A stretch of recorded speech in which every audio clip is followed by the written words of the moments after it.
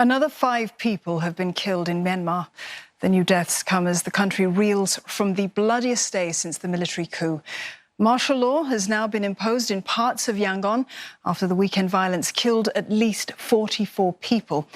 Now, at the same time, another court appearance by Aung San Suu Kyi has been delayed. After the bloodiest day since the military coup, the army is tightening its grip. Martial law has been declared in parts of Yangon, home to some of the most violent scenes over the weekend. Mandalay is also affected.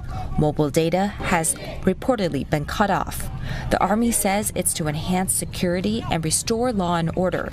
Anyone arrested will face a military tribunal instead of civilian courts.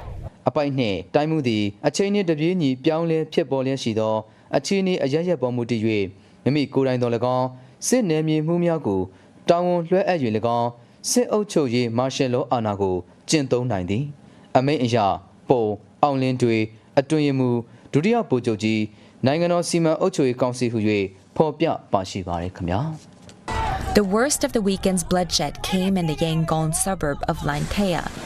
Security forces killed at least 37 protesters after arson attacks on dozens of Chinese factories. That prompted a stern warning from Beijing. It's urged Myanmar's ruling generals to stop violence and ensure the safety of people and property. 对中方机构和人员安全受到影响，非常关切。中方希望缅方采取切实措施，保护在缅中国公民的安全，坚决避免类似事件再次发生。 The UN's top human rights expert on Myanmar has expressed outrage at the violence. Tom Andrews wants UN member states to stop supplying cash and weapons to the military immediately. Young Waikit joins us live now for more on this story. Waikit, what is the impact of martial law on the country? Quick answer, Dawn, is that those who flout martial law will face harsher punishments. They could go to jail without a trial, and if they go to trial, they could go straight to military court instead of civilian court. Now, I must point out that this is the first time that the Myanmar army is using the term martial law.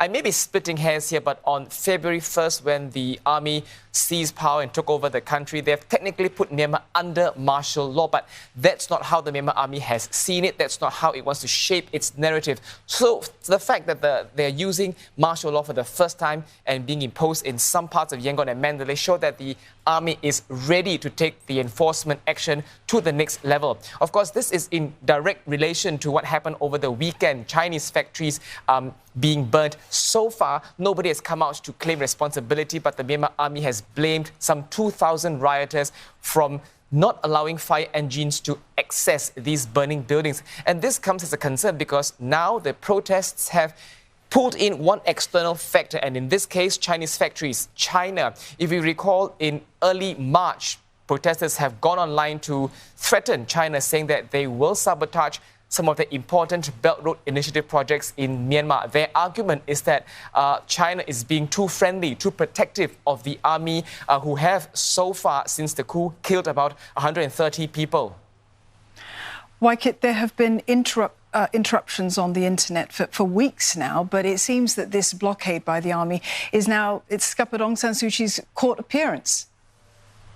That's right, and she was supposed to appear on Monday, and if she had appeared on Monday successfully, she could have faced yet another charge, likely a corruption charge, to her already 4 offences that she's facing. But, you know, this did not happen. Her next appearance is set to be March 24th. And again, whether that happens or not remains to be seen, given that her past scheduled court appearances have been either very fleeting or very abrupt. So far, her appointed lawyer has not been able to speak to her in person. And of course, the world has not seen or heard from Ms. Suu Kyi since February 1st. And on that note, one also wonders just how much Ms. Suu Kyi knows about the current development in Myanmar. Waikit, thank you very much for that. Young Waikit there with the latest developments out of Myanmar.